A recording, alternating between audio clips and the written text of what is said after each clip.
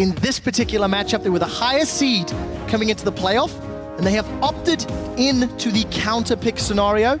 They did not take advantage of that in the previous game, and we're not seeing a divergence from the bans. No, just exactly yet. the same. And I wonder if Unicorns is going to try and go with some of the same comp. They have to remember they were losing the early to mid game. And hadn't it been for that dive from Gambit, the game would have been completely different. So I wouldn't be too surprised to see Gambit go for somewhat the same, because it has already shown it is a very effective comp from them.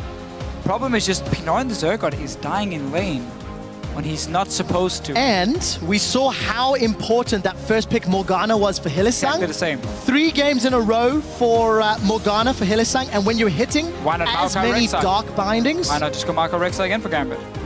I mean, we might just see exactly the same comps. Swing and a miss, swing and a hit. Gambit have won 1, lost 1. Let's see if it's just execution. Maybe we'll see the similar types of comps 5 games in a row, and it'll come down to decision making in game. Is there a more manly way to prove you're the better team? There's not, unless you play Bard.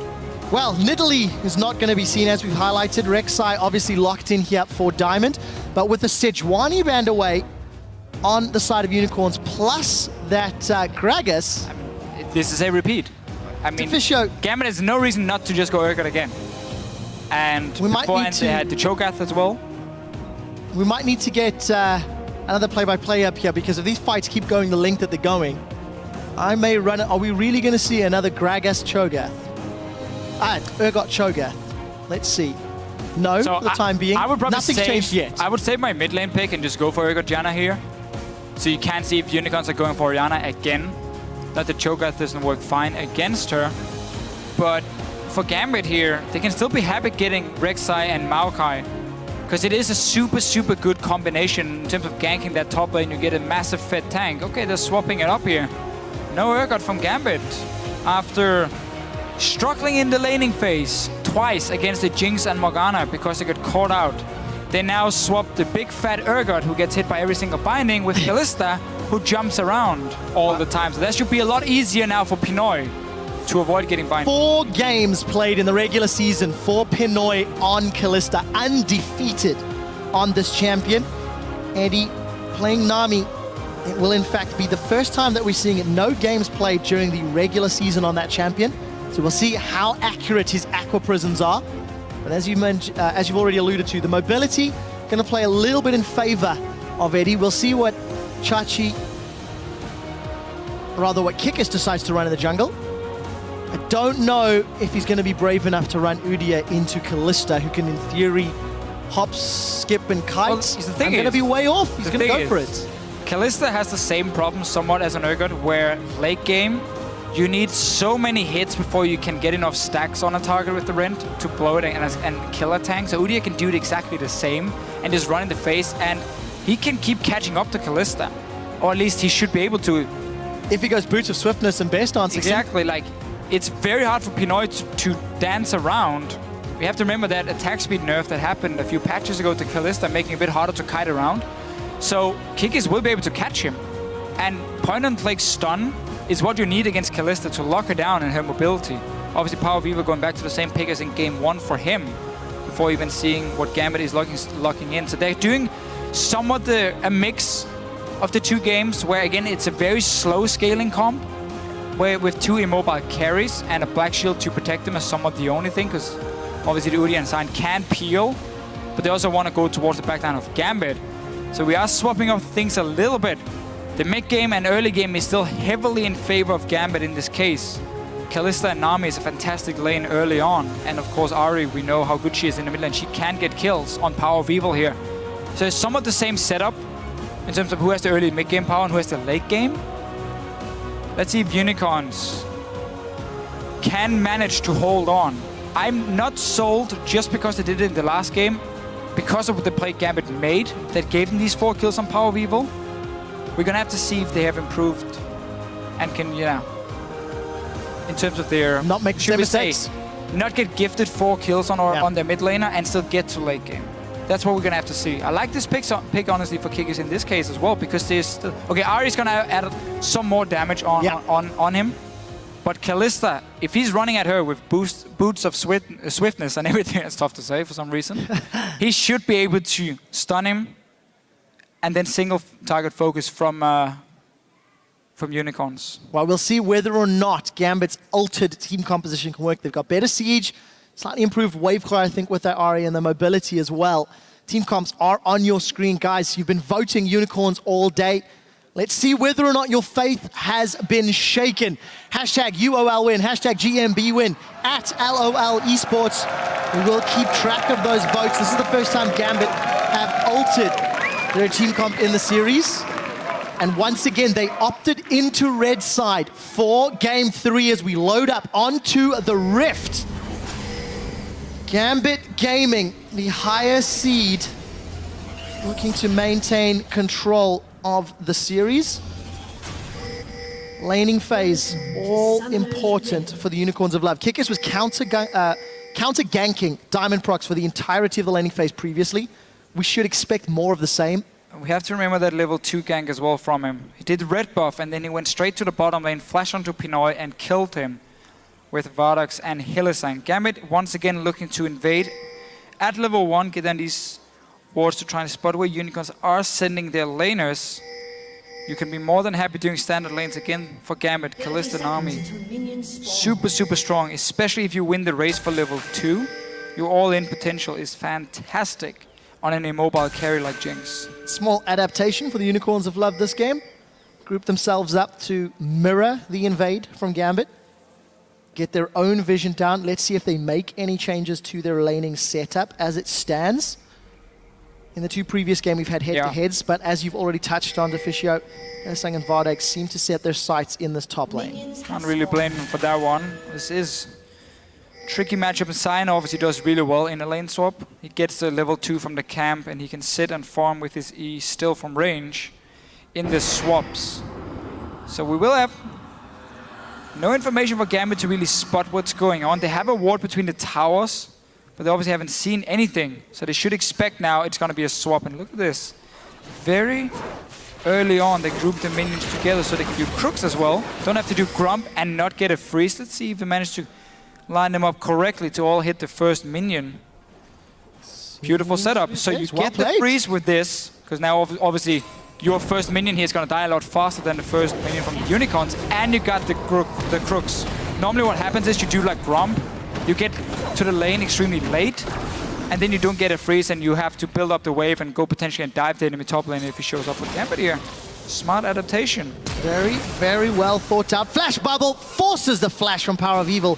That's going to be so important for Betsy to grab control of the middle lane. And for the first time in 3 games, we should see some action, considering Betsy's got a relatively advantageous matchup before 6.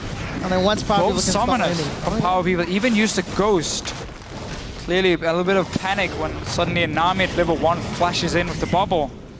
So really nice start from the bottom lane of Gambit. Now we need to see what they can do with Sion already showing. It's going to be the flash bear slap again. A lot of people behind him. Bear slap is up, the slow lands, manages to get the Charm of Morgana. We do see the ignite, but here comes Diamond to counter gank Unicorns of Love. Kickers, 100 HP, but trying to get away. We do see those auto attacks onto Diamond. In reply, Unicorns did the best they could to get something back, and they trade summoners across the board. Credit to Betsy here for staying on the bottom side of the map. When you have these lane swaps again, you rotate the map around, so he knew they were going to be on the top side, stayed there, had Diamond as well come in and help him. And meanwhile, while we've talked so much about what Gambit did on the bottom lane, the mid lane ganks, top lane, I don't think there was a freeze from the Unicorns. At least they haven't done anything to stop Capuchan. Look at the damage here from Gambit. But up in the top lane here, because Hylissang was roaming and jungling, Capuchan got a lot of farm in the lane. Will also be able to survive here. Vardax. 10 CS, free farming or getting XP at least. So great start for him. Just because Hylissang was running around on the map, he went straight top lane just to one-on-one the Jinx. So a lot of pressure on both of these top laners. Chachi got caught by the bubble, bursted down from Pinoy. Cabochard gets caught by the binding, gets chunked down from Vardax, even on CS relatively. No utility summoners or mobility summoners in from Power of Evil in the mid lane, but nor is there anything for Betsy, so that sort of evens out the level of aggression. Yeah, but Gambit also gave blue buff over to Cabochard. to make him strong in this lane. He has no teleport now, so he does get hurt a little bit from the gank, I guess we can call it, from Hylissang. But he's been able to farm pretty well. Now this is a massive wave pushing in, and there's no threat on Vizicsacsi because Diamond and Capuchat are obviously on the top side of the map, or at least they know Capuchat is there, so they're not going to dive on the Cyan. He's going to get all this farm, especially because Kick is here helping as well.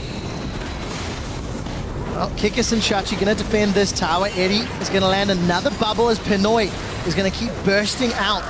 Kikis, that's a lot of damage from 6 or 7 Ren stacks. Pinoy, once that decimating smash is used, realizes there's not a whole lot more threat from Vizicsacsi.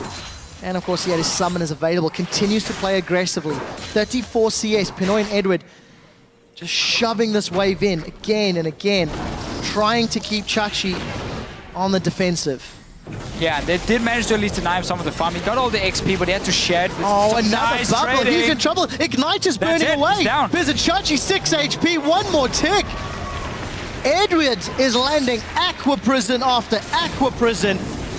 And all of the aggression pays off for the first blood on the fish. Yeah, such a nice start from this bottom lane here. We criticized the 2-2 laning from Gambit beforehand because they got caught by Hylissang and his bindings. But this time around, the lane swap. First a trick where they get the freeze and a jungle camp. And now with this kill here, super nice setup because meanwhile, Capuchat is still just sitting in the top lane farming for himself. He had the blue buff. He got in the lane one-on-one super early. He's level 5.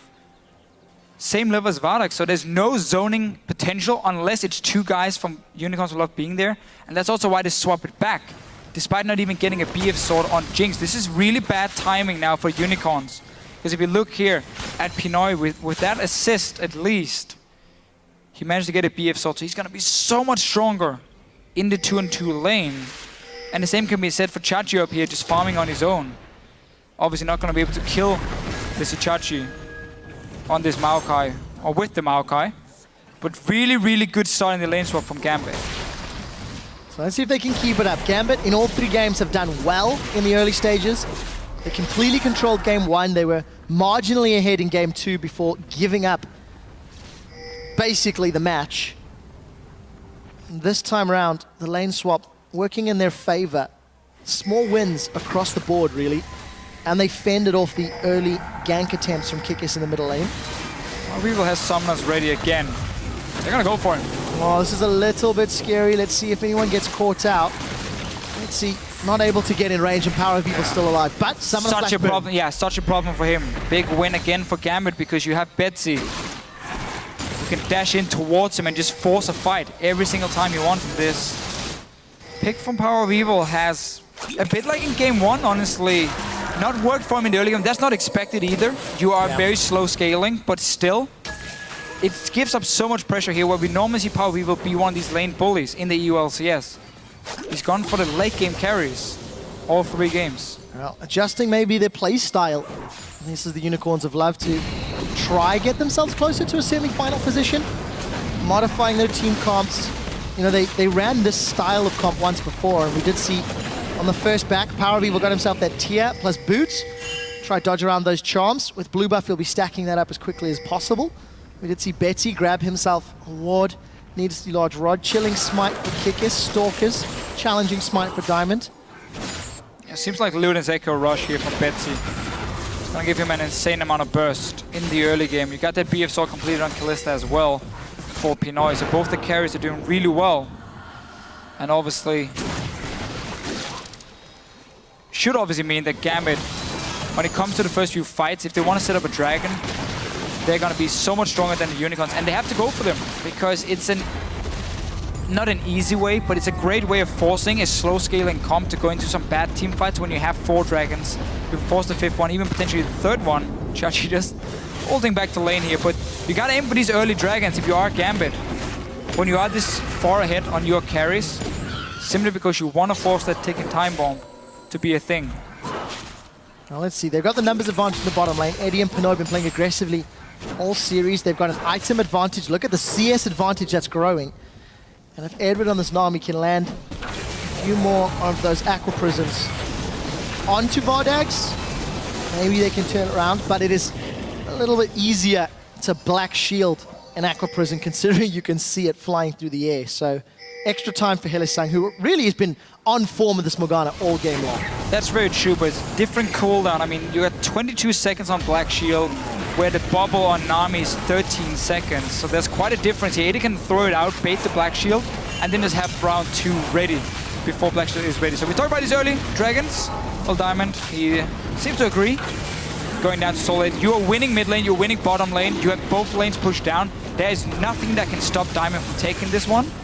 And that's why he can just start it on his own. He doesn't even care about the ward. Because how is Power of Evil going to move? How is Vardex going to move and stop it? They're not. And they don't, so 10 minutes, 3 seconds. Dragon is secured for Gambit once more. And sort of the leading man in both of these team comps has been the junglers. Diamond from game 1, snowballing Cabochard ahead. Kikis grabbing control with that Udyr frontline. Yes, Power of Evil was the shining star, the lead singer, if you will. But Kikis' Udyr allowed so much of that work to happen. Let's see if any of these Aqua Prison trades does connect onto Vardex. Black Shield traded. Edward, tidal wave available, is going to throw it out. Going to go very aggressive. Vardex going to get slowed. Pinoy does get caught by the Dark Binding and unable to secure the kill, but that is a lot of presence and pressure and a big minion wave that is potentially going to be denied. And not a good Black Shield from Hylissang here. Completely wasted it before, honestly.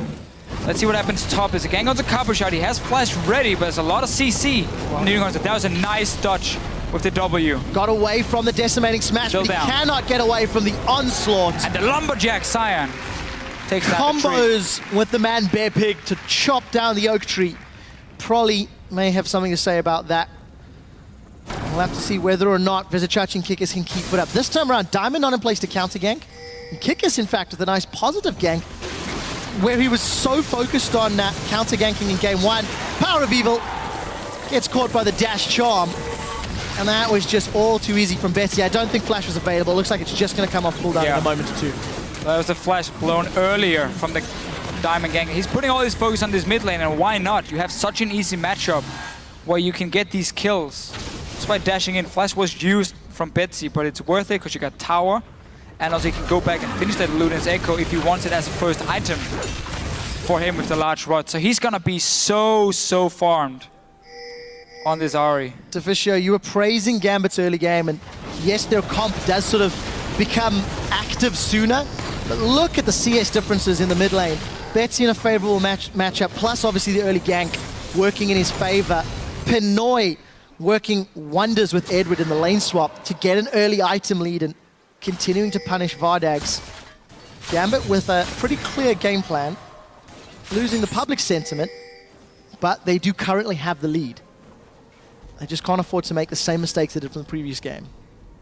All right, the weird-looking champion going towards the top lane. Just managed to clear a ward, nothing else for him. Still, Kikis, he's been farming really well. It's what you do. I mean, you're always gonna win farm, nearly always. On Udyr here, because you're just so healthy and you have so much AoE clear. Just for people wondering, he's maxing his Phoenix stance, of course, and now even on Kalista, Pinoy gets caught. He is going to bring Fate's Call out. The bubble doesn't connect, but it's not needed. Vardex gets the kill, gets excited, and he's going to get Edward. Pinoy, look, all praise to Hylissang. He is connecting over and over, but Pinoy had flash. Now Diamond is going to find Vizichachi. Here comes Cabochard. The counter gank from definitely not Udyr. Cabochard is going to twist and advance in. Vengeful Maelstrom still ticking, and Kikis will scare them away. As Betsy is sniffing around mid lane. Flashes used from Power of Evil in exchange for that Spirit Rush. But yeah, go back again. Pinoy cannot afford to get caught by those Dark Bindings, especially at the tower with Flash. And it's funny because back in week 9, the last week here in the UOL CS, Gambit had the same problem against the Unicorns. This time around it was Eddie dying in the 2v2 lane. And 3 games in a row now, Pinoy's being caught, giving up kills. In a lane matchup, he's winning. Anyhow, let's see what happens here at the blue buff. TP's coming in from Capo shot. Betsy has no ulti, remember, he just used it before. The snipe comes in, it was Hylissang plus Kikis that gets a kill credit. Remember, without that Spirit Rush, Betsy's threat is so much lower. He charms Vizichachi, got Luden's Echo proc bouncing across the board, but it's not going to be enough to save Cabochard. 2 quick kills, and Gambit are punished for being caught in enemy territory. It's game 2 all over again. Much like game 2, again here, Gambit feel like they have to go for a fight despite not having ulti on your Ahri in the mid lane. You didn't have to invade on that blue buff. You're not really gaining a whole lot by doing it, other than it being an extremely risky call. Hylissang had roamed from base up there to join his team, and once again, the Unicorns, despite falling behind early, they punish Gambit for making mistakes. And that's 5 kills. 2 of them on Vardag's earliest Infinity Edge of the series. 15 minutes played. Jinx in all 3 games. Still behind in CS to Pinoy. And obviously been involved in some of those fights. And Gambit... He's been behind in every game, but he's been getting kills in every game. So it almost doesn't even matter for him. And now Gambit is gonna... They're still in a fine spot in terms of, you know, hitting the mid game. You got Luden's Echo on Ahri, so she can one-shot nearly everything on the side of Unicorns of Love. But you're making it a lot harder for yourself. Dragon is spawning in 30 seconds. Gambit has to secure this one to keep going towards these 5th or the 5 dragons and force Unicorns into some fights before potentially they are ready. It's what they did in game 1 that works so well. And let's talk a little bit about Hylissang, because Annie has been banned by Gambit in all 3 games. And Morgana's been first picked, or first rotation picked in all 3 games. Edward gets caught out by the bear slap. The rest of Gambit are going to respond. They're going to try to defend this tower. Dark Binding this time goes a little wide as Diamond wasn't far enough forward. The Unicorns, thanks to that, get the mid-outer turret and positioning for the next dragon. And look at the spike they just hit here with Power of Evil. He had Luden's Echo complete, he had a blue buff, and he hit level 11, so he got rank 2 on his ulti. And that was the signal here for Unicorns of Love to just start grouping, poke down. They got so much damage on the tower. We'll get a dragon as well. Gambit is trying to respond though, saying, fine, okay, you take that dragon, we're gonna try and trade at least for a top tower. But as soon as you hit level 11 for Power of Evil, that's where you group from the Unicorns, and it paid off. So advantage to the Unicorns. They trade tower for tower, but get their first dragon of the game. And I just want to revisit that point really quickly. Hylissang's Morgana has been first picked or first rotation picked, and Annie's been banned out 3 games in a row. Do Gambit look at this and say, is it worth the ban? If you're spending a support ban anyway, and Hylissang really has been very, very instrumental in punishing Pinoy, well, anybody else. Here's the thing, though. It's a consideration, right? If you know the Unicorns are gonna first pick Morgana, giving you Rek'Sai Maokai, no, that's fair. Yeah, good point. That's a fine trade for you. It's not because Morgana is some fantastic OP pick. It's because Pinoy is misplaying in the laning phase. And Hylissang's hitting. Sure, predicting it. Hylissang is playing fantastic on it. But if he has a Tippers instead and smacks down in the face of Pinoy, that's somewhat gonna be the same result. Yeah. You can give him a Thresh, he's gonna land the hook instead. And you have the same deal. Oh, Hylissang and the rest of the Unicorns keeping themselves absolutely bang on even, despite the big CS differences. Just really working in their favor. Eddie, whoa! He stepped back into that one. And it's Vardags that gets the kill secure. I see your point though, because Hylissang really is fantastic on the champion. I mean, he's landing everything. 2 games in a row now. And he has that Black Shield, which is going to be so important late game for his 2 carries. Oh, well, for one of them. And it works so well with Udyr. Obviously, there's a lot more magic damage to pop it this time round. Let's see, can Gambit defend a tower? I don't think so, because Diamond once again gets caught. They're jumping onto him. Kikis is trying to run him down. Phoenix is ticking away. Tunnel after tunnel, tunnel after tunnel. Diamond is continuing to run. And Flash is out the wall. Dark Binding almost scratching the behind of Diamond, and Power of Evil. The rest of Unicorns are now in retreat. What happened in the middle, though? Cabochard, the tree, jumps onto the Lumberjack. And let's see who will win that battle. We did see Vardags was caught out, as now Kikis, he's found himself a fish. Charm connects onto Hylissang, and that Black Shield's not going to help. My word, there is action everywhere. As the Unstoppable Onslaught's used to run away. Now Kikis is a bit out of sorts. Got the support of Hylissang and Power of Evil, but Unicorns on the wrong side of the map. You're wearing the wrong colors, buddies. Power of Evil now trying to make a detour through the bottom half of the map. Teleport coming in from Vizichachi. Once again, Dark Binding connects. And this is the strangest period of play. As they carry on trading kills back and forth. It all started with Vardags getting caught out somehow. Yeah, we didn't get to see that one. And then everybody just running. It's not over because now Diamond is looking for more. Calm down, Trev. It is over. Okay. Decimating Smash connects, and that'll be the final nail in the coffin in that fight. But that was weird. Yeah, a lot of small fights everywhere. And Pinoy here is going for Hurricane. I don't like that in current tank meta. You don't have enough damage to take down these big tanks with Hurricane. Anyway, let's see what happens. So, the jump Diamond. Vardax is staying, I assume, once they start chasing. He's going somewhat on his own into both Betsy and Pinoy, so he ends up dying. We're back and there's more fights and people are dead. Kikis goes down without Udia. What can Gambit do? Vizichachi's onto Pinoy. Pinoy will be the next victim. No! The rocket misses! It doesn't connect. It's a double kill. Pinoy's been able to life-sustain tank through the entirety of that fight, and Vizichachi unable to get the kill credit. He's not been touched yet. His Power of Evil running low on mana, trying to get more. Here comes Betsy. Spirit Rush is available. Can he find a squishy? The tree is down and the Lumberjack is looking for more. At the end of the fight, they've ended up trading 2 for 1. Gambit come out marginally ahead, but that could have been so different if Pinoy just went down. That rocket from Vardags running a touch wide. And the attack speed keeping Pinoy up with a Bloodthirster. Yeah, but all these fights here, they've been in favor of Unicorns of Love if you look at the big picture. Because with 20 minutes in, they have a fantastic late game setup, and they're heading gold. They're 1-on-1 in terms of dragons, so they don't have to worry about the 5th dragon coming up anytime soon. And you're getting extremely tanky on both your jungler and your top laner. You're against a Kalista who's now gone Hurricane, so there's no crit to take down any of your big tanks. There's not enough single target damage from Pinoy late game to do anything against Vizichachi and Kikis. So Gambit really has to make plays, and they're trying to, but they're not getting the right ones because it looks like this crazy game trades even nearly every time. Or Unicorns of Love manage to punish Gambit and then get ahead in gold with a comp that's not supposed to get ahead in gold this early on. Well, Unicorns of Love will be very happy, as you said, with the fact that they've been given this time and the fact that they're sitting just quite pretty. You see Power of Evil continuously trying to control the movements of the Gambit squad. Dragon's up in 30 seconds.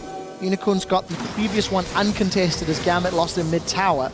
But look at the positioning from Gambit. They don't want to give this one up. Teleport's available for Cabashot. Yeah. And he might be waiting to TP in. It's a good play from Gambit. When you have the Ahri in the mid-game here, you want to force these comps to come in and basically blindly walk into a river. And then you just stand in one of these bushes here from Betsy. You land that charm, and you one-shot a target, and you get that dragon. So that's why they're moving in early to start setting up the vision control. Unicorns have to do the same, because you run two immobile carries that cannot risk getting flanked. So you need to be able to see where Gambit is coming from at all times if you ever want to start an objective.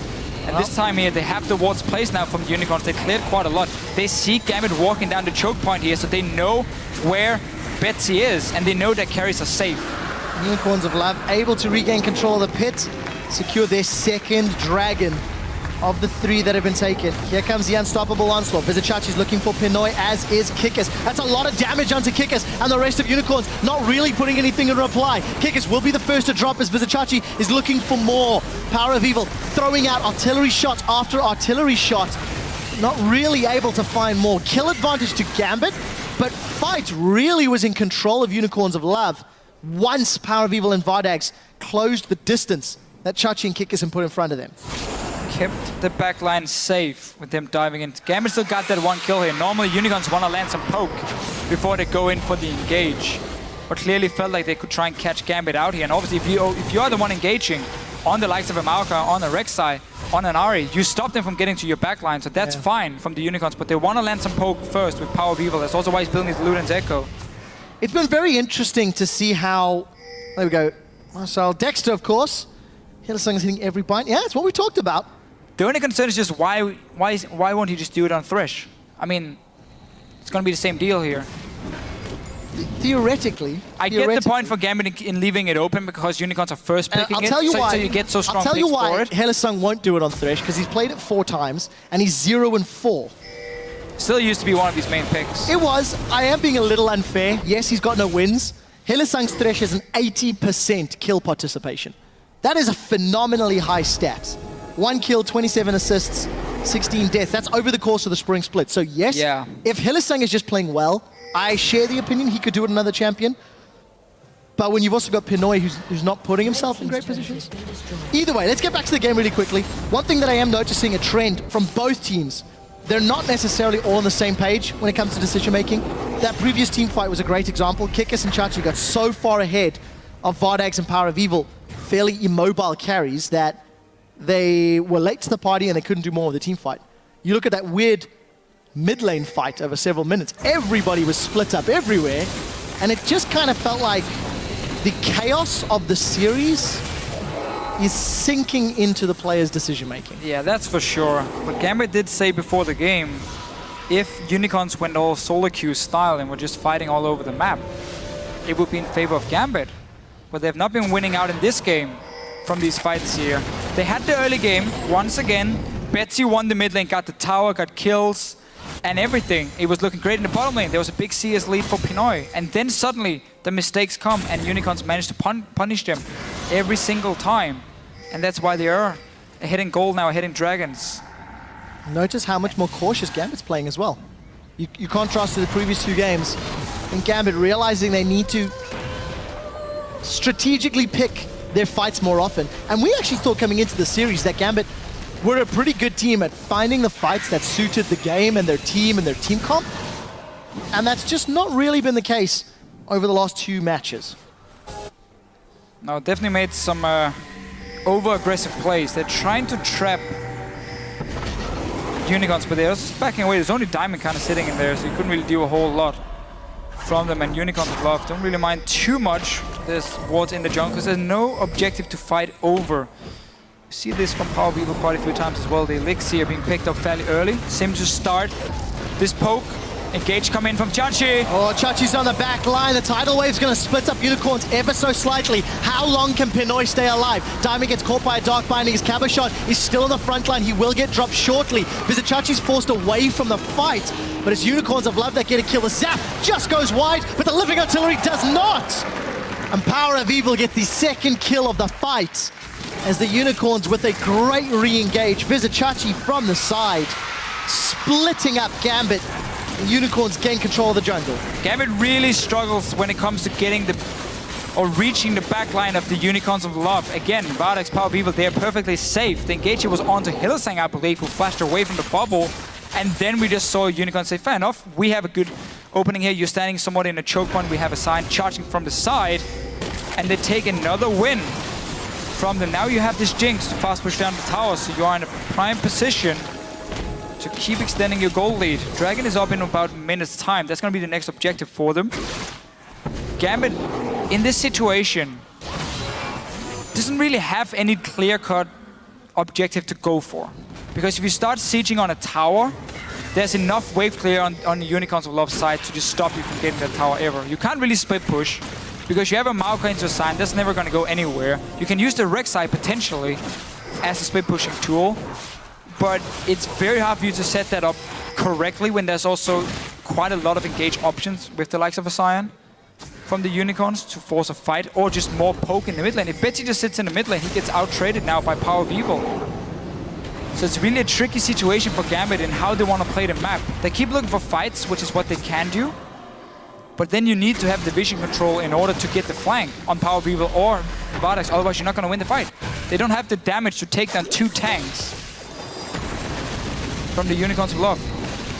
We'll see whether or not Gambit can get control of the vision, and whether or not Pinoy can get enough auto attacks off in a team fight for that Ren to do anything.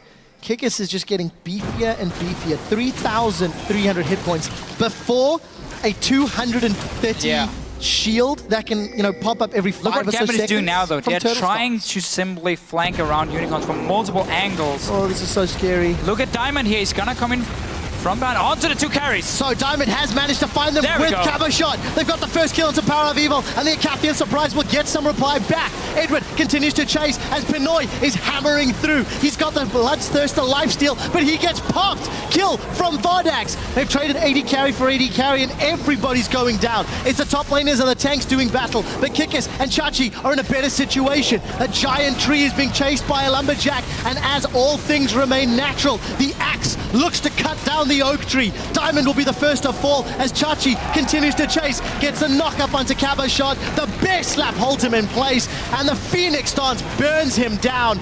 It's a matter of time. A double kill for Kikis, and despite popping Power of Evil early, Gambit unable to win the fight. That was close to the best engage possible from Gambit. Look at Diamond on your minimap here, sneaking in behind Vardax and Power of Evil. He gets the knockoff. We can see Black Shield on Vardax. So Kabushak goes in to get the first kill. Let's look at Pinoy here, what he's doing in the back line. Normally you would see the 80 carry try and take down the tanks, but he's obviously joining a little bit late. Betsy dies as well, and now Pinoy feels like he has to start chasing in to get Vardax, but like he's tanking the damage of 2 big tanks who still does enough against an 80 carry to kill him. Kick is doing quite a lot of damage over a long team fight. Of course, you saw the flash in from Pinoy there. Trying to get in range, ended up costing him his life. Gambit now 5,000 gold, 4,000 gold rather down. Dragon number 3 was secured by Unicorns of Love. And, you know, if a fight drags out for 20 seconds, that Cinderhulk is going to burn a whole lot. Yeah. And you're going to have multiple Phoenix stance, multiple Bear stance. There's a lot in Kikis' kit. It's one of the reasons favor. the tank junglers are outscaling the early game junglers like Rek'Sai, because the Cinderhulk does quite a lot of damage late game, because the bonus HP you get as well from it when you just run around these targets. It also means for the 80 carry, if you have to kill a Cinderhulk tank who potentially smites a Grom, who maybe builds a Thornmail, you're killing yourself by hitting him. So you might be forced to go double lifesteal, and it's what Pinoy is doing in this case. He's going to build Blade as his next item, simply to try and sustain while hitting these tanks. We see Thornmail now for Chachi. The problem is you're still not running any crit, which Kalista is one of the champs who doesn't necessarily need it, because you have your Ren stacks, but you need so many on a tank for it to do anything. You're just simply not made to kill them. And when you got that Hurricane as well, it's not going to do anything to them. Your single target damage is too low. So Gambit, it's going to have to try and get to that backline every time. If you don't, they lose fights. Diamond able to get away thanks to the tunnel. Fate's called used to save Eddie. Just a strong engage from Unicorns, unable to find anything. But it will at least burn some of the cooldowns from the Gambit squad. They're in full defensive. Decent enough wave clear, but relatively short range between Betsy and Pinoy. So for Unicorns, if they do set up a siege with the strong front line of Cyanide and the poke of Cogmore, it is a matter of time until a tower falls. Right there. It doesn't even matter that Gambit is wave clear. What matters is the fact that Power of Evil can keep poking them out and force them back, and that will open up for Unicorns to get just a few hits every time with your 80 carry on the towers. Diamond here, he's charging in behind them. Chachi's gonna teleport as well. Seems like Gambit didn't get the engage they wanted. That's a pretty good trade though. Using the Void Rush to get the teleport. For sure. Gambit will be happy with that, but it might just be a momentary respite. Let's look at the poke. Keep your eyes on those HP bars on the right-hand side of your screen, as well as the mana pool of Power of Evil. There is a limited amount of time that he can do this, although he does have blue buff. Oh, that will play in his favor. He's no ulti now to get away. Oh, unstoppable onslaught. Diamond's gonna get caught. He's gonna get stunned. He's gonna get knocked up. He does sidestep away from the Dark Binding, but it won't be enough, and it's Power of Evil that secures the kill. Diamond is on the wrong side of the Unicorns of Love and gets punished for it. Unicorns have had great warding on the flank. They can always see where Gambit is coming from. That's why they could catch out Diamond here, who obviously was kind of stuck behind enemy lines. No real way of getting out for him. And this tower is going to take so much damage from him. They should be able to take it down as well before Diamond is even close to respawning. Definitely the case. Easily secured. Tower number 5. Unstoppable onslaught. Betsy forced to Spirit Rush away. They're going to focus Vizichachi as a tidal wave does actually connect onto Vardax. That's one of the front line down. Vizichachi is in the passive form, looking to get some damage in reply. Unicorns maybe a little over-ambitious, trying to use the number advantage in their favor, and they lose Vizicachi for it. He really wanted to use that ulti. Smack right under the tower. Giving up a kill. Let's see what they're doing. They're going to clear the ward. Gambit, everyone is alive. There's no TP for Chachi. That was used before. They're going to get a good fight here. Well, Kikis does get caught out. Flame Chompers will hold them in place. Caboshot manages to fly all the way through onto Hylissang. He's tanking up 3. Soul Shackles is used as Eddie gets lobbed into the Fate's Call. Now we do see Caboshot continuing to focus down Vizicachi on the back line. Finally, Pinoy is gone. Kikis forced to flash. It was Kikis rather, not Vizicachi, sorry. They've traded 2 for 1. Gambit with a decisive play. They've got the advantage, they force Kikis away, and they're gonna try start this Baron. With all of the Ren stacks and Smite, you have to think the execution is in favor. That's a flash forward. Betsy has found Kikis, there's no Smite. Vizicachi's he gets a double kill with the unstoppable. Roar of the Slayer slows Betsy down, and Power of Evil is spitting artillery shots. That's a flash forward from Vizicachi as another Spirit Rush is used from Betsy to get away. Power of Evil is running out of mana, but Vizicachi has got some CC. He's going to slow Caboshot. The charm does not connect, and the gates are down, and Caboshot is not. He makes it back to base. Vizicachi pressing R on every cooldown. Finds Best a double kill ever. Through the wall. That was so sick. That made up for the ulti he made before in the top lane here. That almost cost him a Baron. Oh, please slow-mo this. All right, okay, so they want to kill Kikis first. No real surprise. Yala, we don't care about you Kikis right now. Let's look at Chachi flying in. Is it through the wall as well? It is too. It is. He smacks the wall and then the AoE. Oh! Yes. I'm done. Like, I'm done. How do you top that? Could have been a pentakill. Oh, wow, really? Talk about setting the challenges high. Vizicachi and the Unicorns of Love maintain control of the game, deny the Baron, and they just keep fighting. Now Diamond sets his sights on Kikis. Here comes Caboshot. They're focusing, definitely not Tudio, and they're going to get the kill. It's a small advantage that should let them get Dragon if they want it. I just don't really understand what's going on here. Like, people just keep kind of walking in on their own. Being caught out from both teams, honestly. Die, give up an objective to the other team when you're supposed to be stronger. Gambit now gets a second Dragon for themselves. Baron is obviously still alive. And you got that Kalista with the stacks. So you can force a fight on Baron now and get the engage. There's no flash though from either Diamond or Caboshot to jump onto Power of Evil. So difficult to stick around in that Baron pit with all the living artillery though. Bubble does not manage to connect. Power of Evil down to less than half HP. Spamming out shot after shot. Yeah, we need flashes for Gambit before they want to fight again. Otherwise, they're never going to get to that back line. I guess the same can be said for Power of Evil and Bardock on having flash ready now. But look how far back he's standing. And every single hit, when he has Luden's Echo ready as well, just does some extra magic damage to you, and it chunks you down so hard. Well, let's take a look at the items, Official. We've not really highlighted those for a moment.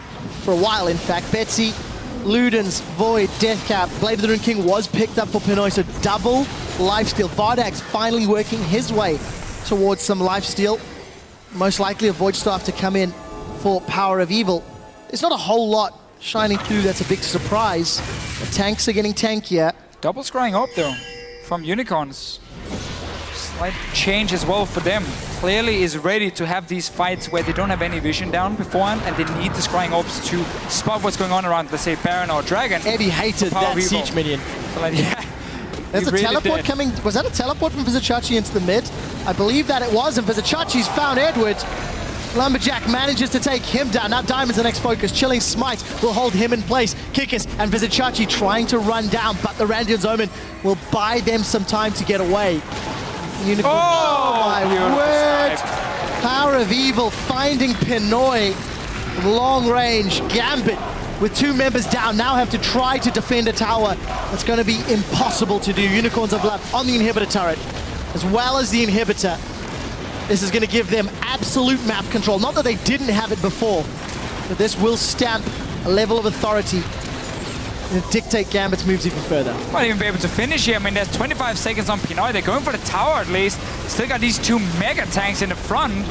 Looks like we're in for a dramatic finish. Eddie's been able to revive rather, 15 seconds before Pinoy can set up. Living artillery after living artillery after living artillery, and Power of Evil gets another kill. 6-2-7 in the back line. Eddie, Cabashot, and Diamond, you cannot defend your base long enough. The rest of Unicorns of Love at 39 minutes take down the Nexus and go 2-1 in this best of 5. Getting a little bit scared in Champ Select. They were running this very late game comp again with 2 carries who had to scale up because of what happened in game 1. They fell behind again, but they just show a fantastic ability to punish Gambit every single time they make a misplay.